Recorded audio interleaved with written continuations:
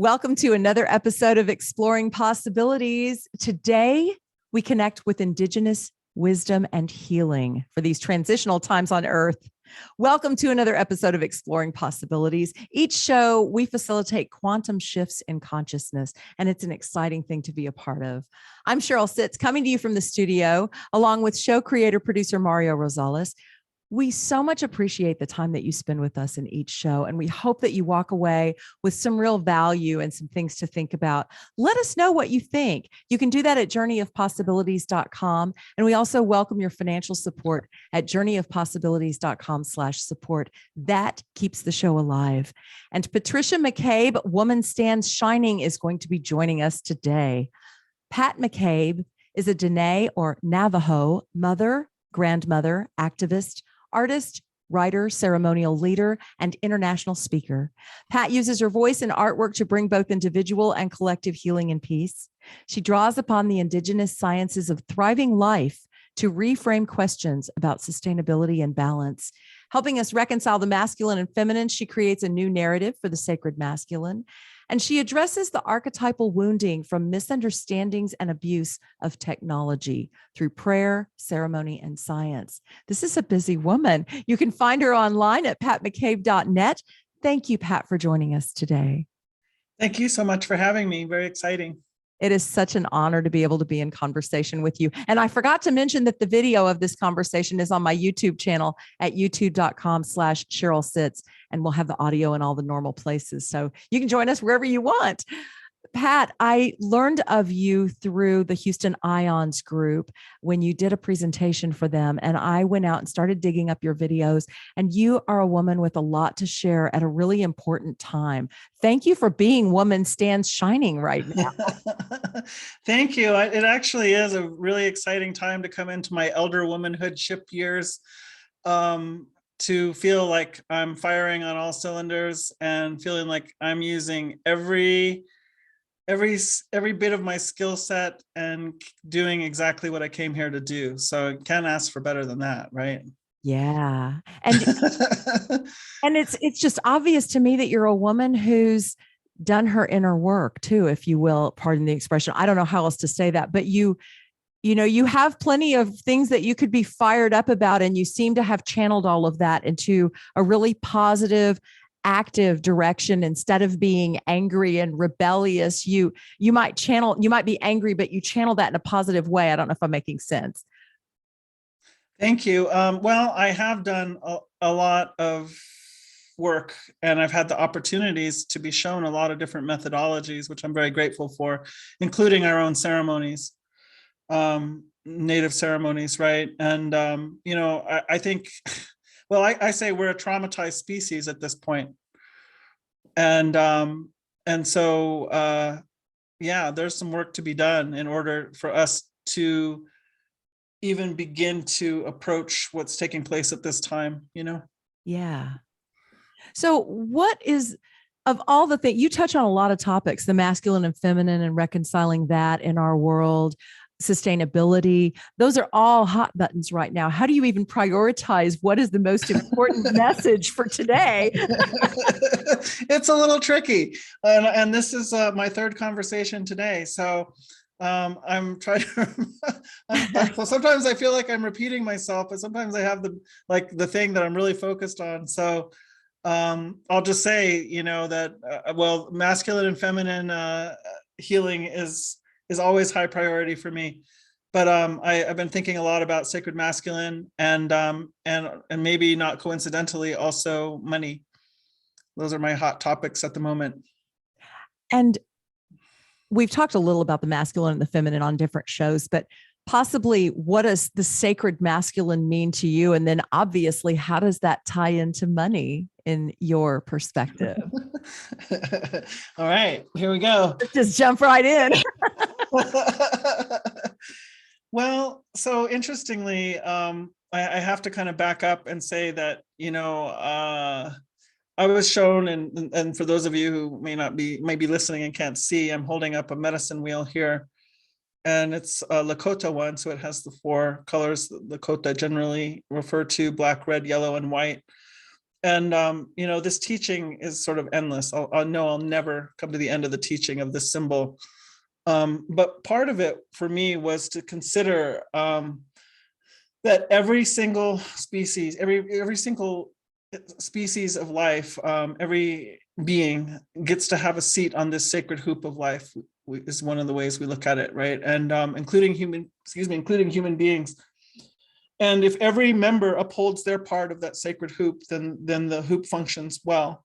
If anybody doesn't uphold their part of the sacred hoop, then the integrity of the hoop begins to fail. And so that's where I think we're at the moment. So that symbol is speaking to what science is coming to about how everything is connected to everything, which is connected to everything, right? Right.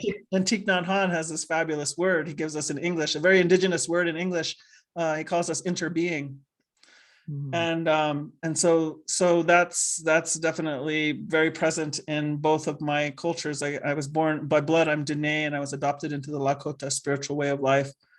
And in that way, it was how I was given the name Wiakpa Najiwi, or Woman Stand Shining. And so in both of those cultures, this principle of interconnectedness and interbeing is key to understanding how to be human here in this place. So anyways, I was considering, you know, so do I know what my perfect design for thriving life is here as human being, on that, as being given that seat on the sacred hoop of life? And how would I know? And so I went into this big inquiry. But one of the first places, so there's lots of places to inquire there, but where I chose to go was, and what does it mean to be the female of our kind? Like, what is the specialty of the human female in upholding our part of the sacred hoop of life, right? And so I end up having to go back to refer to indigenous practices, and so I was shown in that way, for instance, that when I'm menstruating, I'm no longer of age to menstruate, but I was at the time, that I hold a special spiritual capacity. So my biology gives me a spiritual capacity. And I was, it's a very long story, which I won't get into here exactly, but I was, you know, really shown that I have this particular function for not only my own life and for directing my family. And you know, we say that the woman is the backbone of the family, the backbone of the community, in Lakota way of thinking about being human. And so I discovered that I have this capacity to dream and vision for us at that time. And if we think about it, you know, when women all live together, what happens? they begin to cycle all at the same time.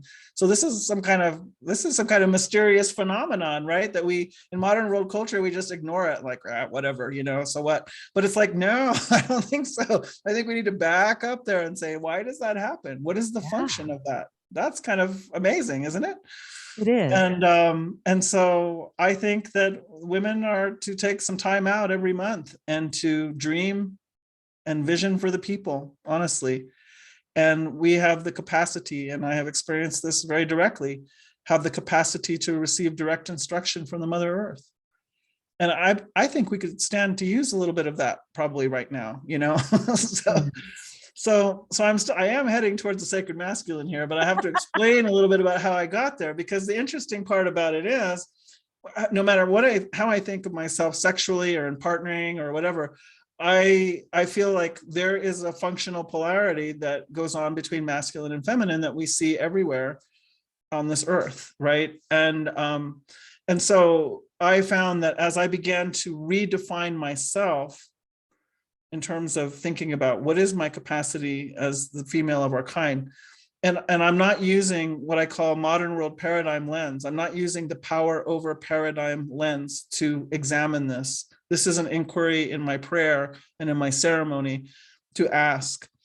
And in fact, in ceremony, my spirit helper said to me, you think you know what masculine is, and you think you know what feminine is, but you don't. All you know is how they behave in this power over paradigm. But if you plug them into a different paradigm, they behave in a completely different way. ooh, so that kind of changed the whole landscape, right? I was like, wow, exactly, right. So in the power over paradigm, I say, I also call it modern world paradigm. You have to overpower someone else in order to get what you need. Highly competitive, very repelling of cooperation and collaboration. That's not really part of it. It drives us to isolation. And so we're seeing the results of that right now. So when we plug in masculine or men into this into this paradigm, we get a certain, it cultivates a certain aspect of their being, of their behavior, of their even their biology, testosterone. Mhm. And so if they're put in a highly competitive, have to beat someone else out, don't cooperate, don't collaborate, that cultivates a very certain kind of human male. And so this is my plea and my ploy maybe for really insisting that, I insist on saying that men are not the patriarchy. The paradigm is the patriarchy, and men are not the patriarchy. They're not the paradigm. And as long as we keep calling them, equating them with that, we are never going to know actually who they are, who they could be, plugged into a different paradigm, plugged into a different understanding. I think we have a better idea of who women are because women aren't really allowed in this paradigm very much. So we've already been exploring who the woman is outside of the paradigm. Or trying to become that altered masculine, what we see as the masculine in that paradigm, to try and compete in that world if we're into the career and all of that. So we've either tried to alter ourselves one way or the other to fit. It's all distorted. I get what you're saying. It is all distorted in that. Yeah, I mean, it's so helpful what the spirits have to say to give you some kind of framework for exiting one worldview and being able to open to another, which I really think is my role as an Indigenous person. Because as an Indigenous person, I'm continuously moving in two different paradigms, at least, and there's another one emerging that I don't know if we've ever seen on the planet before. But in any case, this helps. I feel like for me to describe things from Indigenous worldview or Indigenous paradigm, what I hope will happen is that it will open up those who have only had access to modern world paradigm for generations, right? For many generations. So how would you know there's any other way? You'd just be like, well, that's just Earth, Wall Street. I guess that's just how Earth operates. Right. Well, no, that's coming out of a very specific human mindset, right? Well, that's just, pharmaceuticals, that's just the way it is, it's like, no.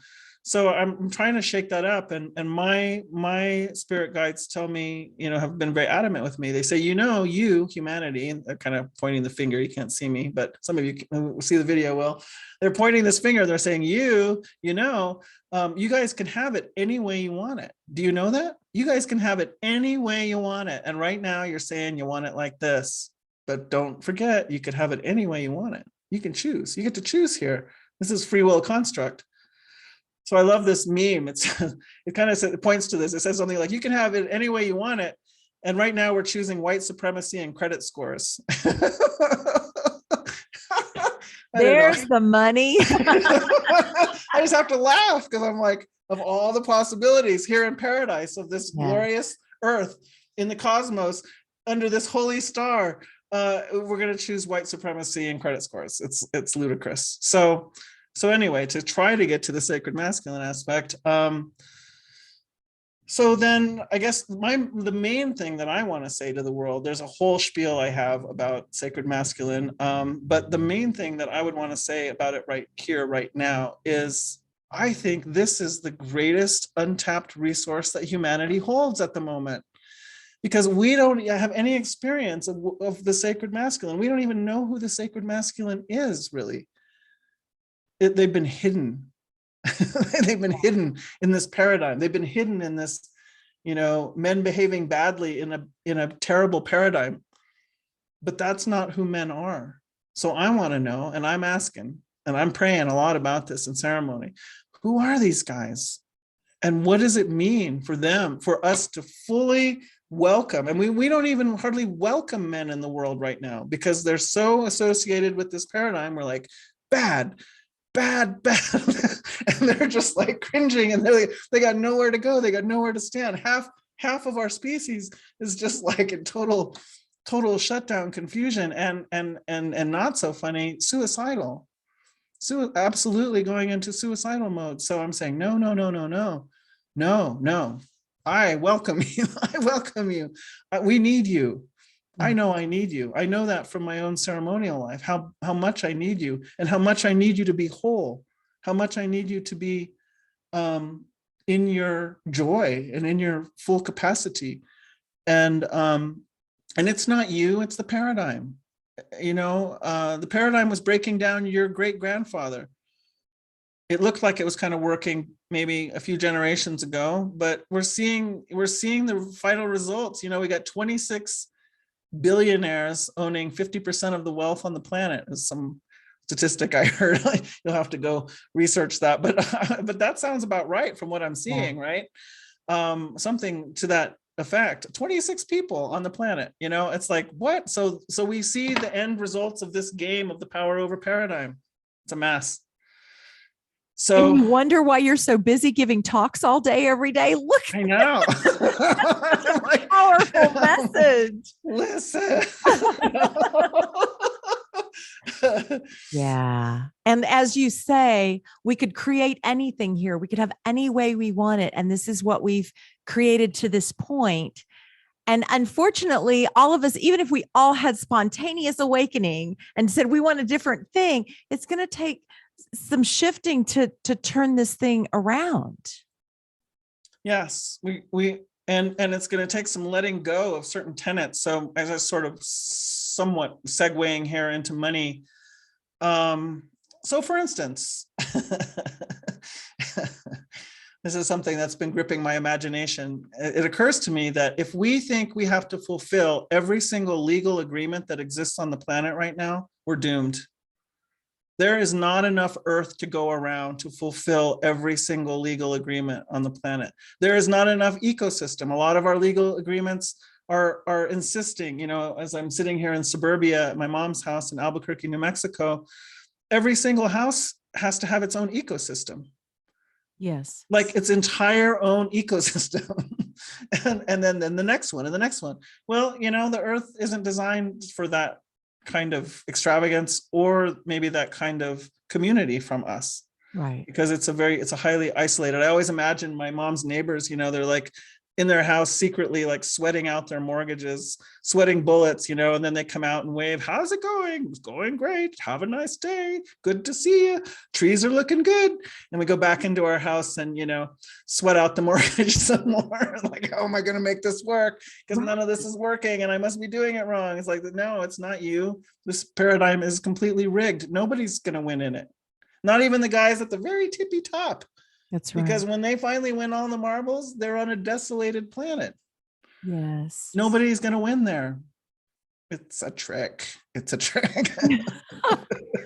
I'm trying to figure out whether to laugh or cry because what you're saying is so true. And how many millions of ecosystems is this planet trying to support right now? How many of us think we need to have our own climate controlled everything and our own gizmo that does this and gizmo that does that? And we don't share anything except hellos over the fence. It's not the way we were designed to live at all. Yeah, and I guess it's stressful sometimes to be around other humans. Certainly in this country at this time, it's kind of a minefield out there, right? With the polarities going on, and so we think our relief is to be away from it and alone, but ultimately a mammal is not made for that either. A mammal is not made to be alone, and ultimately that's our wiring. I'm such a recluse and a hermit that spirit has to actually literally say to me sometimes, you need to go get your electromagnetic field close to another human being's electromagnetic field where you're not going to feel so good. And I'm like, oh dang, really? But I do. Yeah. So if you see me sneaking up on you and I'm, getting within 5 feet of your personal space, don't take it personally. Don't get alarmed. I'm just like trying to get my electromagnetic field close to yours. But to say a few words about the money then, so what does that mean? Think about what it's going to take from us trust wise, relationally, love wise, everything to back off of our right. I mean, this is our right to have that legal agreement fulfilled. I mean, I think that's a really good example to think about, like what the sort of, so, people always say, are you saying anarchy? We need to have lawlessness. And I'm saying, no, but we have to consider, like, what are these agreements really holding? I mean, we can look at Nestle, for instance. I mean, there are those kinds of agreements where they get to just keep sucking the water out of wherever for as long as they can and then leave when it's all gone. They have the right to buy that. Coca-Cola, same way. In case we didn't notice, Coca-Cola is not naturally occurring. It actually requires water. So all those Coca-Cola products, where is that water coming from? Well, it didn't used to come out of your backyard, but it's going to start to come out of your backyard if we keep going. So there's that level of legal agreement. But what about the ones just between folks? So I think it's going to start to require a different kind of mindset that where we have to prioritize relationship and life above everything else in every category. But the other part about, so I've been doing a lot of work with wealth holders and with people who've been long considering finance and money, because they're saying, gosh, money seems to be upstream of every single problem we're facing, right? So what do we do about this? And so I've been in this incredible process for the last 2 years with a group of people reimagining money to protect the sacred and protecting the sacred. And so everything we do kind of has to contain both of those components. And part of that is, one of our elders says that, money is the longest and deepest running unconscious agreement that we've ever had. And we made it up. I mean, money was not here, right? Money is not part of Earth. So completely our fabrication. It could mean anything we want it to mean. And so similarly, that's what the holy people said about our whole reality, but it could mean anything we want it to mean. And right now we're making it mean this. Mm-hmm. And it's putting people out on the street. It's keeping kids hungry. It's destroying animals and planet and oceans. And, that's kind of how we're using it. But what if we change the consciousness of it? I love this idea that, since it's already in everything, it's in our sex, it's in our relationship with our kids, it's everywhere, it's in everything. What would happen then if we just changed its meaning? Since it's already in everything, would that just change the meaning of everything? That's a kind of radical idea I've been playing with that came up when my elder was speaking. And I was like, well, there's an idea, because my idea would have been, let's just get rid of it. Because I think that if we got rid of it, it would force us into relationship, and it would force us back into looking at where's all this coming from? It's coming from Earth. And I guess that's my final, or I don't know if it's my final, but it's the punchline for why I brought up money is this. So all this hoarding of wealth, the 26 billionaires, or holding 50% of the Earth's wealth. All of that wealth, all of that money, I mean, where did it come from? There's only one place it could have ever come from. It came from, in some way or another, from being taken out of the earth, out of the oceans, out of the sky, out of the trees, out of the flying ones, swimming ones, creepy crawly ones, four-legged ones, or out of the men, out of the women, out of the children. There's only one place it could have come from. It came out of life. It came out of earth. And so what I've been saying is that now I'm equating that hoarding of wealth with the hoarding of life. And life is screaming out for life now. Life is literally screaming out for life. And if you're not feeling it where you are, it doesn't mean that that's not happening, because there's some folks that have been feeling it hardcore for years now already. It's taking a little longer to reach the results of it, to reach other parts of our population. But believe me, there are people who've already been suffering. And so, life is crying out for life. And so I'm saying we have to release that dammed up life back into life. We have to. We're going to have to do it. So part of my my task, it feels like all of a sudden, the multi-hat girl for sure. I'm like, what are we doing now? But part of my job right now is to create, what can I say? To create a scaffolding for that release of life back into life, meaning providing the support, providing the philosophical understanding of why it makes sense, because it so goes against everything that we're taught in power over paradigm. You know, you gotta get as much as you can and hold on to it because you don't know what's going to happen next. Like, that's the thing, right? So to undo that kind of psychology, to undo that kind of link with our very primal instincts to survive, and to really show how much sense it makes, how beautiful it is to do that, to release life back into life. And that's where I feel like Indigenous worldview and way of thinking can actually provide some kind of a support system for those wealth holders to feel like, yeah, this is what needs to happen, and now is the time that it has to happen. Wow. I knew spirit would move you to talk, and we didn't need a script, but wow. Just giving the listener a moment to catch their breath too. And that was just beautiful. And I really loved, well, you touched on so many things I could circle back to, but I really loved that you spoke about basically the difference between kind of when we get frustrated over money, it's like, let's just get rid of it. Let's figure out something else. That would be my inclination too. And yet I've had horrific dreams about that very thing happening on earth, that overnight money didn't mean anything. And there was this mass scramble and panic, and everybody goes all the way back to survival mode. And there was violence, and there was a lot of things, versus transmuting the energy of money.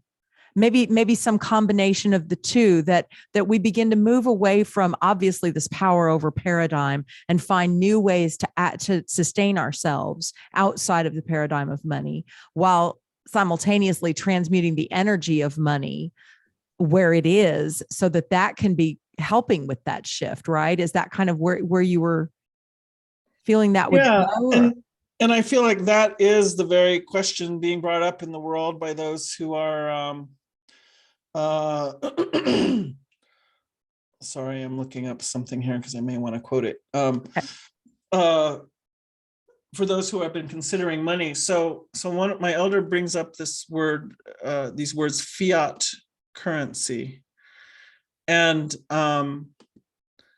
so I've heard that a lot, and so I kind of went back to look it up. I'm not finding it easily right this minute, but I encourage you to look it up. So basically, fiat means speaking it into being. And so he points out that there's only been a very small number of people involved with the creation of currency and money. And they have decided, for their own very specific reasons, what it should mean. Yes. And so when we see this arising of Bitcoin and such, this is our way, an attempt to say, no, I also claim the power of fiat, and I'm going to assign a different meaning to currency. So this is actually really, really powerful. I'm not so up on Bitcoin, and I think one of my kids is kind of into it pretty deep, but so I don't really engage in that exactly, but I love the impetus. I love that movement towards, yes, no, we're going to decide what it means. We're going to make our own meaning. And then there's like communities that make their own currencies. They decide what it means.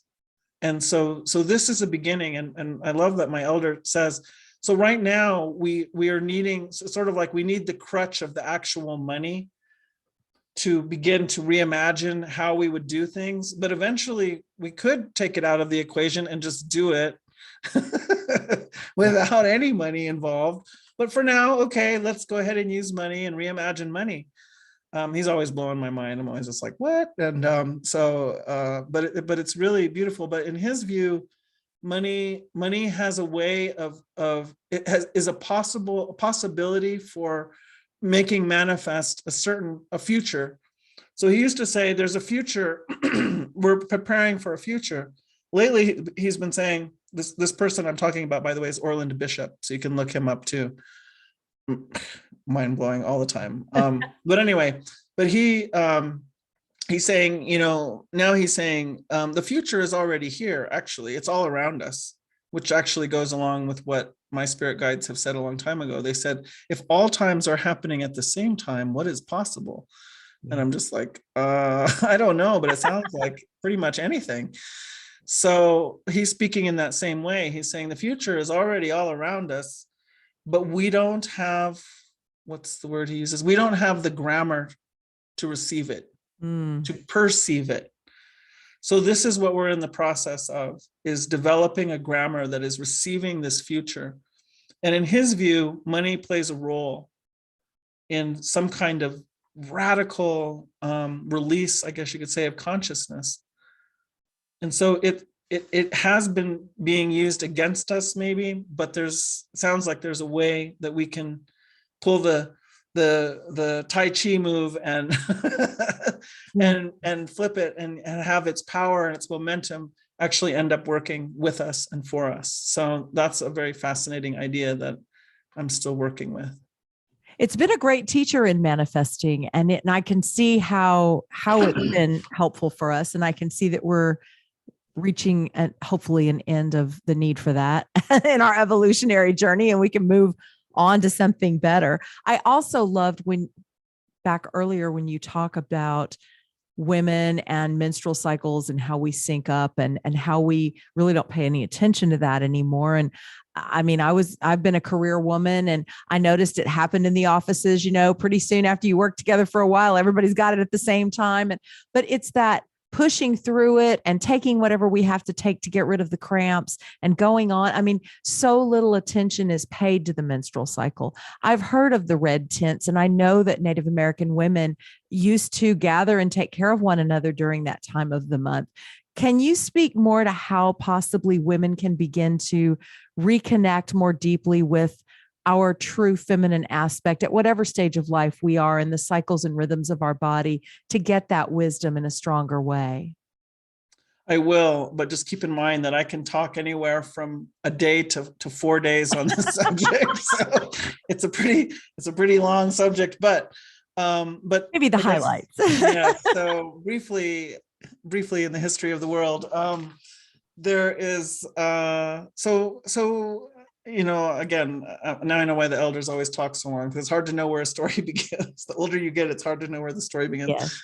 But as I look outside my mom's window here, what I notice out there is that everything is doing one thing, really. Everything is making more life. Everything is trying to figure out how to make the next seed, the next generation, to hopefully land in the right spot to sprout or grow, or or make the nest or whatever it is.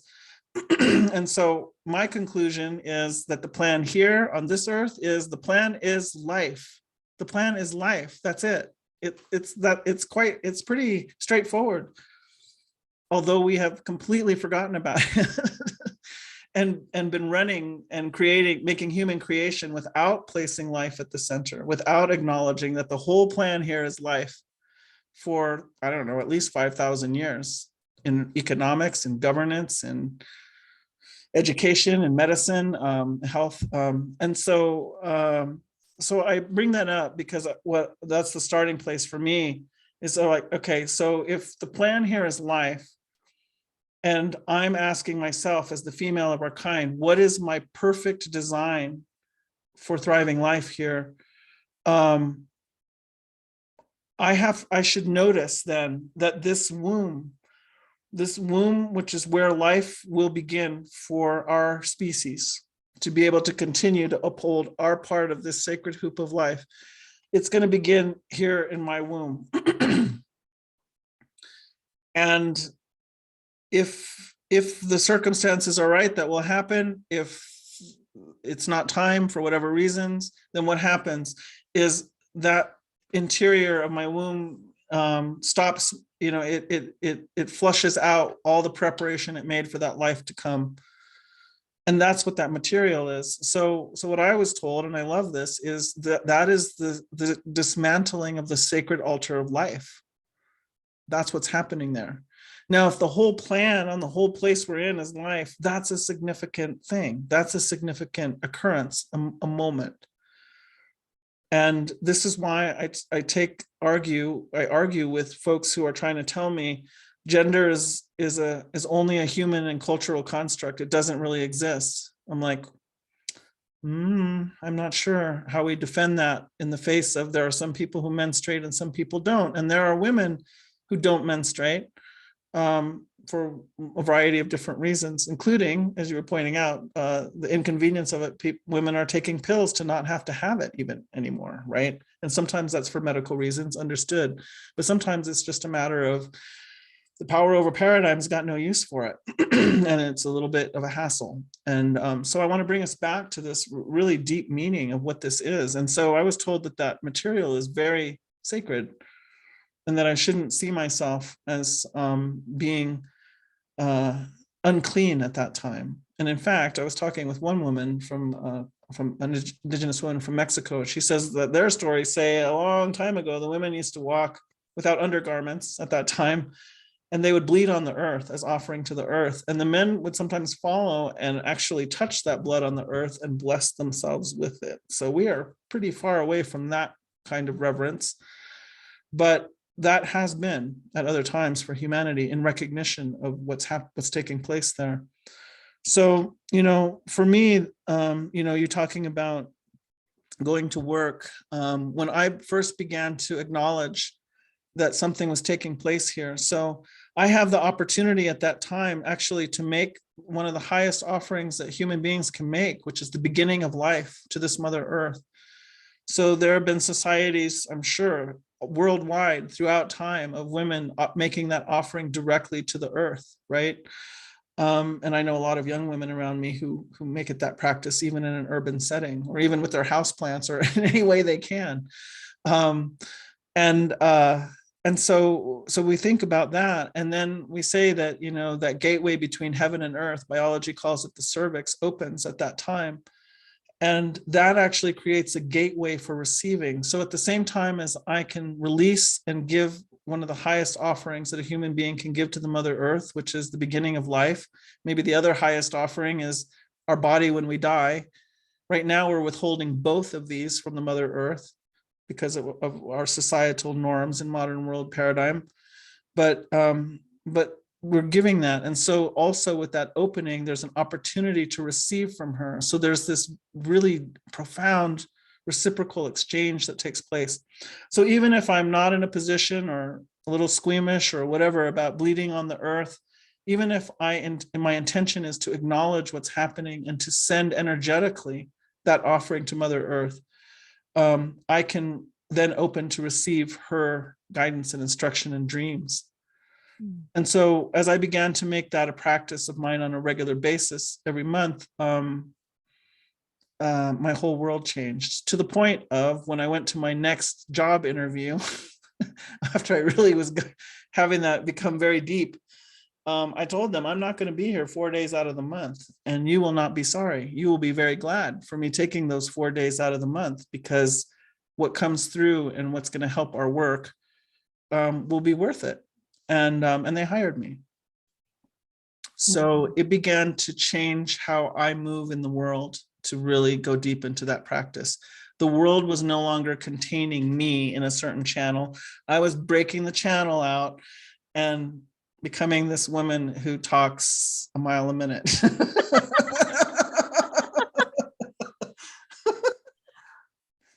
Oh, I love had that everything confidence. to do with it.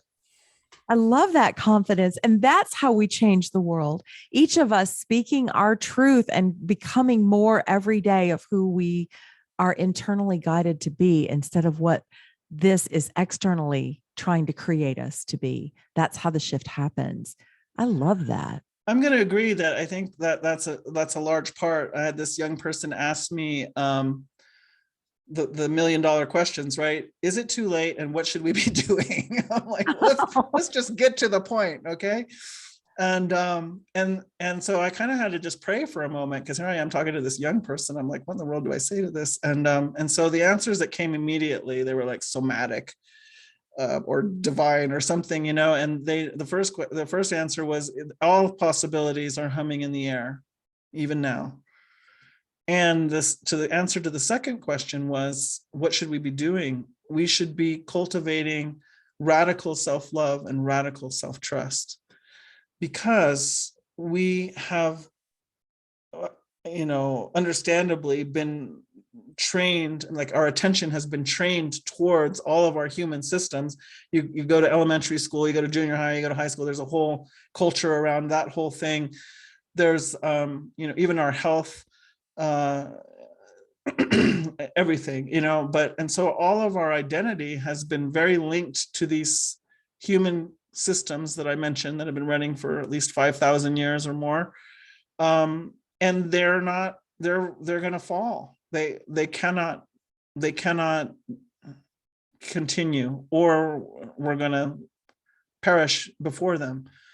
And so I see that as causing us to then have to not have our identity so tied with them.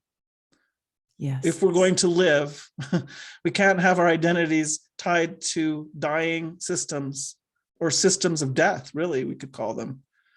Yeah. So then where does that leave us? That leaves us with what is innately inside of us. And that's why I say the cultivation of radical self-love and radical self-trust is coming forward at this time. Amen. Not a moment too soon. I actually had a situation this week. It seems like the more I go into self-trust and self-love, the next thing shows up to see if I'm ready to step even deeper. And I was invited to actually kind of expected to attend something. And I realized, for whatever reason, I'm not meant to go. I mean, it just started feeling less and less authentic for me. And I actually showed up with the people that were expecting me to go. And I said, I know that you think I'm going to go and probably expect me to go. And for whatever reason, I'm not supposed to go. And I just need to tell you my truth, that I'm feeling this. And when I can stand in that vulnerable place and say, I was actually going to go because I didn't want you to think bad of me. And I thought it was the right thing to do. And I didn't want to follow through with that. So I'm telling you now, I was met with respect and understanding. Even if they don't really understand, they acknowledge that I was living my truth. And I feel like every opportunity that we get, at whatever degree, to be able to step more into that, it's not comfortable. It's not a comfortable thing to do for a while, but every time we honor our inner truth, it gets a little more comfortable. And there's a strength that comes from that makes the next time even more what we have to do. It becomes less of a choice and more of a calling. So it's an interesting journey to change the paradigm. And it starts inside of each of us, one little step at a time. You've done great. You're amazing. No wonder you're booked solid. Where do you get your confidence? Do you ever get squeamish about what you're doing, or are you just rock solid now? Quite a long time ago, I understood this is not about you, Pat. And as soon as it's not about me, everything changes. And as soon as, my prayer that I'm trying to live into is, how do I participate fully in the very highest possibility for life, light, and love at this time? And I feel like I have to believe I'm being guided that way. I mean, I'm praying that all the time. I have a little deviation of that. My new prayer is, how do I be that being, that human being that causes all other life to thrive? And I say that because as I look again out my mom's window, even at her umbrella catalpa tree here in the front, the way that tree is living here is the way it conducts its life. And even the mourning doves that sit in it, the way they conduct their lives, the impeccable way in which they conduct their lives, it only ever supports all other life, only ever causes all other life to thrive. And so I have to believe that because we were given a seat on this sacred hoop of life, that somehow, some way, I have that capacity. I must have that capacity. And I want to know, what is it? I hope you don't mind if we borrow your prayer and begin to live that for ourselves, because I can see all kinds of juicy things opening up. So thank you for sharing that so that we can begin to embody that. I think that's a great place for us to wrap up. I knew we would have no trouble filling the time. Thank you so much. So we can get in touch with you through patmccabe.net. That's correct. Wonderful. Do you have any programs or anything you want to let us know about before we wrap up? This is not something I've been talking about a lot publicly, but I just started. So I'll just say that I'm in the process of being asked to help bring human beings back into relationship with this mountain, which is one of the Dene people's 4 sacred mountains. And part of that is going to involve purchasing this land. So I'm in the process of a $3.5 million fundraising for this. And I'm looking for those folks who understand and can relate to that idea that it's time to release that life that's been hoarded as money back into life, and allow humanity to resume its relationship with land and with all the rest of the sacred beings of the sacred hoop of life. That's wonderful. I'm sure you'll be very successful. So thank you for sharing that with us as well. Is there anything on your website yet about that, or you're going to be putting that up? I'll be putting that up, but if you're interested in that, when you message me, there's a place where you can send me a message. Just let me know that you want to talk about that. I'm all ears for that, because my deadline is supposed to be at the end of this year. And if that is, then it'll happen, right? Somehow I feel that way. Yeah. As long as I don't say no, it's happening, and I ain't saying no. So Well, thank you for all that you are and all that you do, Pat. Thank you so much. patmccabe.net, Woman Stand Shining, and you shine brightly. Thank you. And thank you for joining us, listeners and viewers. Let us know what you think at journeyofpossibilities.com. And we hope you'll come back for the next time on Exploring Possibilities.